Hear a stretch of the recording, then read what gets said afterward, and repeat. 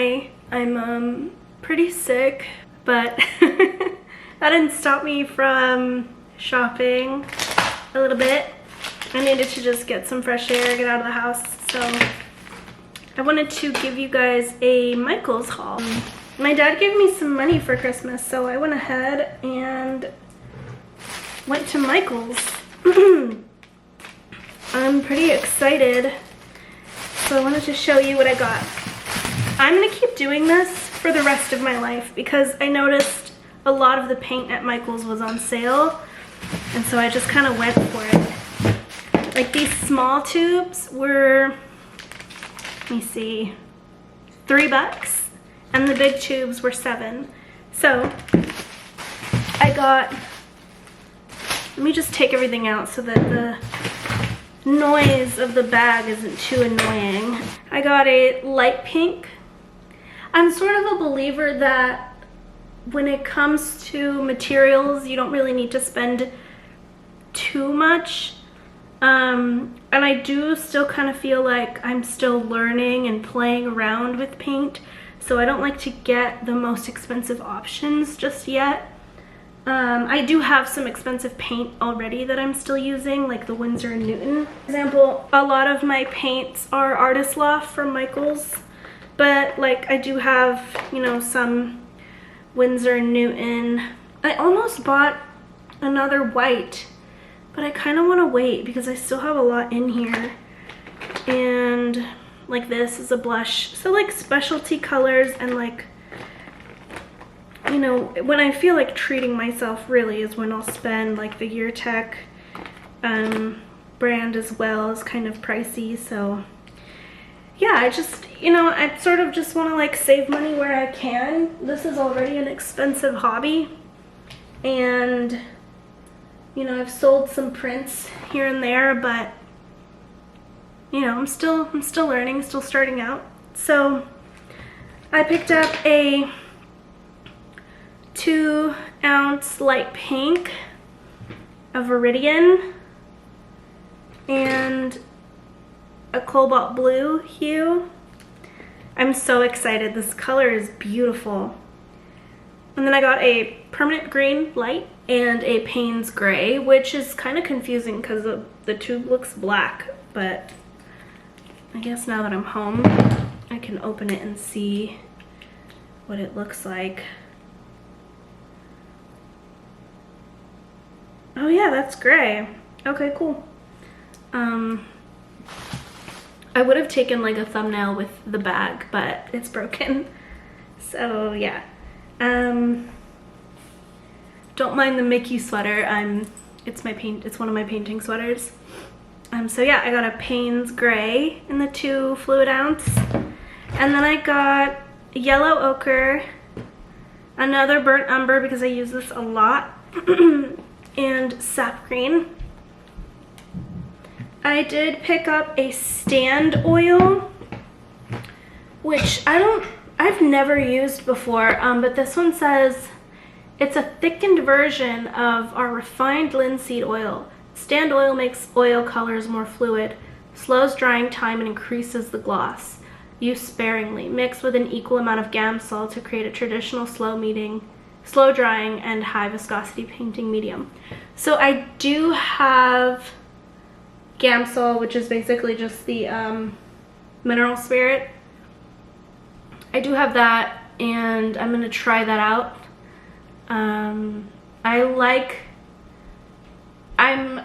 I need to keep using this because I like slowing down the drying time. So I got that, and then I got odorless paint thinner. I needed more, and I picked up a few brushes, just very, very small. You can't even see it. Brushes, very small. Has a little grip too, which is kind of nice. Another small one.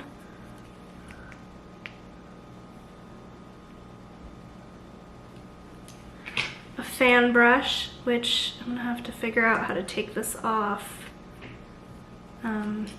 I don't think I had one, or I had one and I threw it away. And then a nice long detail brush. This thing is not focusing on anything right now. There we go. See? And, oh, and I picked up a new pack of palette knives. I ended up getting a 30% off coupon on these, so that was pretty cool. I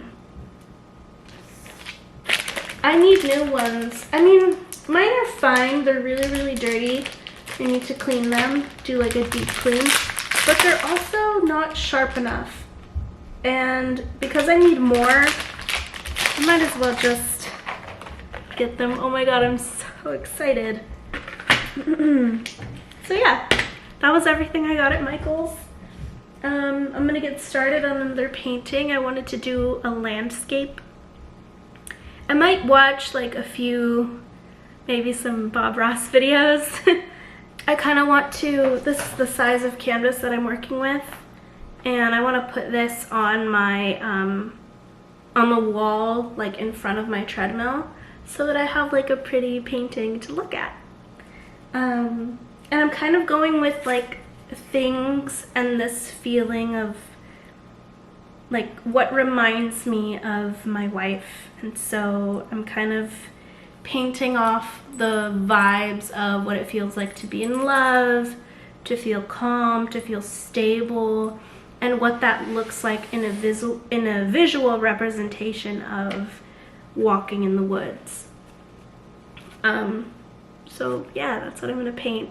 I don't have a reference. I'm just going off of like what I feel would work. So yeah. I'm gonna get started on that pretty soon once I put everything away. But yeah, I'm pretty happy with everything I purchased, and I think it'll be a good time. Like, I'm excited to try something new and explore what this means. I'm thinking I should do a sketch in my sketchbook first, so that I'm not, you know, I don't want to waste paint. I just bought paint. So yeah, I'm gonna do that. Get these paintbrushes open and take the tags off and get into it. I'm so excited. Okay, I'm gonna go. Okay, I'm recording this on my phone because I want to see the sound difference between my mic and my phone. If you can't tell, I got sick once again. So I mentioned that earlier in the Michael's haul, but I'm still getting over it. I went into this landscape with just trying to emulate a feeling of peace and serenity, and that's what I wanted to present in this painting. My wife gave me a treadmill for Christmas, and I love it. But I am facing the wall, and I needed something pretty to look at. So I wanted to just try my hand at painting a landscape, and it proved to be really fun. And I kind of was not expecting that. I was kind of honestly a little bit scared because I thought, I've never done this before. It's going to look bad.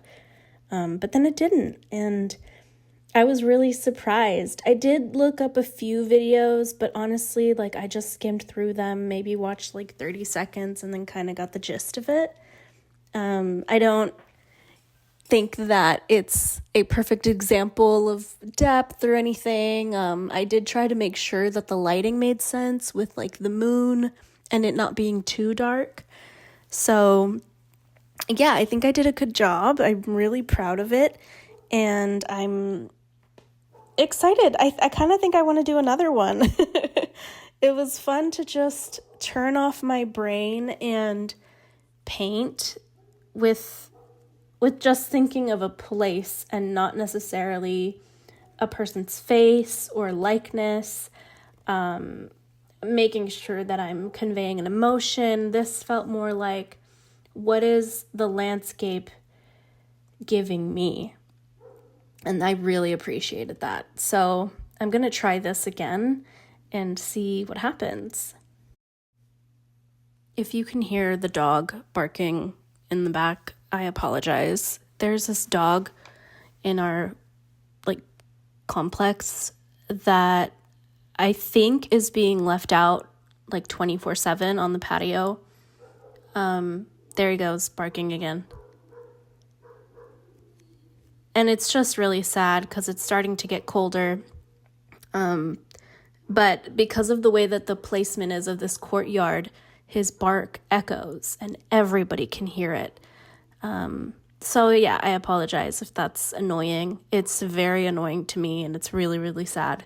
I feel so bad for this dog. But anyway, I was talking about wanting to do this again, and I think that this is going to give me a freedom that portraits just doesn't necessarily do right now. Like, portraits I want to take seriously, and the landscape gave me so much fun. I zoned out. I was listening to Gracie Abrams and Taylor Swift and just singing for like an hour. And that's another thing. It didn't take me that long. I was pleasantly surprised. Like, it only took me an hour to paint. And then I still had so much energy. So I went ahead and did this green lighted portrait. It didn't occur to me until like midway through that I should have done Elphaba from Wicked. I probably just should have painted her because I had a lot of green left over, and I was like, wait, I have so much green, like what do I do? I went to Pinterest, obviously, because it seems to be the only place where I like to get my photos. I'm really going to work on that next year, I promise. But yeah, I went to Pinterest and I typed in green portrait, and this was like the first thing that showed up. So I just went with it. I really wasn't trying to like do anything serious. And again, like, I think that the theme that I'm learning for these two projects, I've learned that I really do value having fun when it comes to painting. And I kind of feel like I lost that. Obviously, when you start selling prints and you start selling originals, you kind of want to make a good piece of quality work. But what is quality without having a good time? Like, I shouldn't necessarily be drained after painting. It shouldn't, painting used to be really, really experimental. And I kind of do feel like I lost that a little bit. So not in a major way where like, oh no, I have to stop selling prints, but in a way that I'm aware of it, and I just want to make a conscious effort to like show up in a better way for my paintings. And that also comes with letting go and realizing like I'm not going to make these perfect paintings that I'm thinking of overnight. I really, really want to do more sapphic paintings, paintings that represent, things that I've gone through. I want to make portraits that feel like they have so much depth and feeling to them. I want my portraits to really emulate something different when I look at them. I want people to think when they see a portrait and ask, what does that mean, or why does she have that face? I just want something different from my portraits. And coming into that like conclusion has made me realize that yes, on the one hand, I want things to be serious and dark, and I want my paintings to feel a certain way. But I also don't want to lose the ability to have fun with this. Like, this is the only reason I started, was because I was bored and I wanted to do something for fun. So I don't know why I got so serious in my head about it. Like, yes, I do want this to be a career someday, and I think it's okay to admit that. I, for so long, had been like, oh, this is just a hobby, this is just for fun. Yes, I do want to have fun, but yes, I do want to make this a career someday, I think. I think that that's the dream, So however I get there, I want to make sure that I have a balance. I'm very much like an all or nothing type of person, and I don't want to leave giving my paintings my all and feeling in myself nothing. You know, I don't want to have emptiness after I'm done with a painting session. I want to feel invigorated, invited, and solidified, safe within my own art space. I have noticed this year that I'm also putting in I have OCD, so certain of my habits into my artwork and into my practice of even just prepping for what I'm about to do. And I need to stop doing that because it's not good. I'm becoming like more aware now of the things that I'm doing that aren't necessarily healthy and how I want to change that moving forward. So there are a couple good things that I want to implement for next year. I definitely need to stretch more. There is a tightness in my shoulders that like just permanently lives there. And that's just part of like age and whatever. But I do need to stretch a lot more before I paint, during, and after. I'm pretty good about taking breaks and like stepping away, but I also need to just like physically stretch out, maybe take a walk, like just do something different, so that I can return to something else refreshed. So this is sort of like an end of the year recap on what I've learned, because I don't want to approach art the same way that I have been this year. I've also been sick a lot this year, so I need to figure out what to do when I start to feel sick, and if I'm in the middle of a painting, like what do I do? Like, should I put my paint away? Like, how do I keep it wet? Just all these things that I'm learning, so not a huge deal, but definitely something that I need to work on. Oftentimes, like, I would have started a painting and then a few days into it gotten sick, and then, a week later I return and everything is dry, and I'm like, shoot, I worked so hard on this beginning stage. So, there's just little things like that. I do wonder why I'm getting sick so much. I should probably get that checked out, get some blood work done or something, just make sure everything's good. But yeah, I'm just thinking out loud. Next year, I'm going to keep uploading as much as humanly possible now that I have this new job. It is taking some time, but not a lot. And it's still leaving me some room to make art and edit and do all the things. So I'm pretty happy with that. I do have one wood project that I want to work on next year, and that is redoing this desk I have. I have a desk that I've had for like 10 years now. It's more of a vanity at this point, but I want to restain it. Right now, it's a beige color. We all know how I feel about beige. I hate beige. And I just want to stain it and make it like a nice dark color. I also need to adjust the legs. It's a little short. So I'm going to work on that. Maybe bringing the legs higher or putting like more of a platform underneath. I'm not sure how, but I need to adjust the height of this desk because it's way too small. Or if I feel like it's too much, maybe sell this desk and buy a new one, something that I fit in more. I also, now that I'm sitting in this chair a lot more, I don't love it.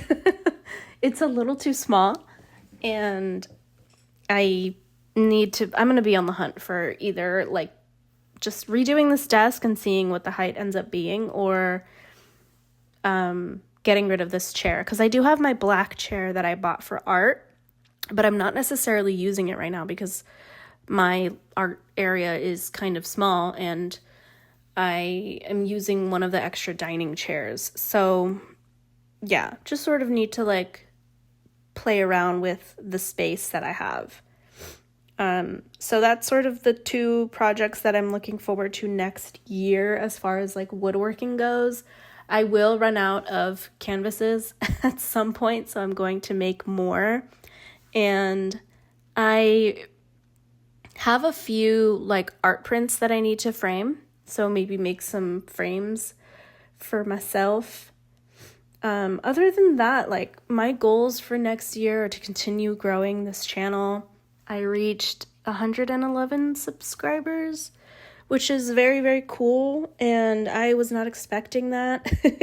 So I'm very grateful for anybody who just cares enough to subscribe and watch. Next year, I think my goal is maybe like 150 subscribers. I don't know. I like having goals when it comes to anything. I like seeing an upward trajectory of, things. So yeah, I want to write more next year. I started writing in the beginning of Vlogmas and then definitely fell off on doing that. So I need to get back to it and just get this book edited. I mean, I've been working on it for like, I want to say 3 years now. I don't know. It's been a while, so I really want to just get it done and get this edited, get at least one first draft done. That'd be nice, that's pretty much it for my like creative goals. I'd like to continue selling more prints. I have some on my Depop, on my Etsy. I'm kind of switching over to Depop. I like it a lot more. It's more like creator friendly. I find that people are more interested in my prints on there, so I've sold a few. And yeah, I want to add more. Maybe selling some more originals too, so that I can make room for more art. I think that'd be good. If you have any New Year's goals, anything that you're working on, let me know. We can talk about it. I hope that the new year brings peace and quiet and just overall a good time. I am not interested in keeping up with politics next year, as like for my mental health and all that. I am gonna just give activism a little bit of a break. This year it was really, really taxing on me. And yeah, I recognize like the privilege in saying that, but next year, I'm just not going to engage. I might even just stay on my art Instagram page and not on my like regular personal page, because yeah, I'm just not looking forward to it. You just got to laugh through the pain sometimes. All right, let me know whatever you're looking forward to next year, what your goals are. And if you want to see like more videos on writing, or if I should do some sort of writing challenge or anything, any sort of video you want to see, let me know. All right, bye.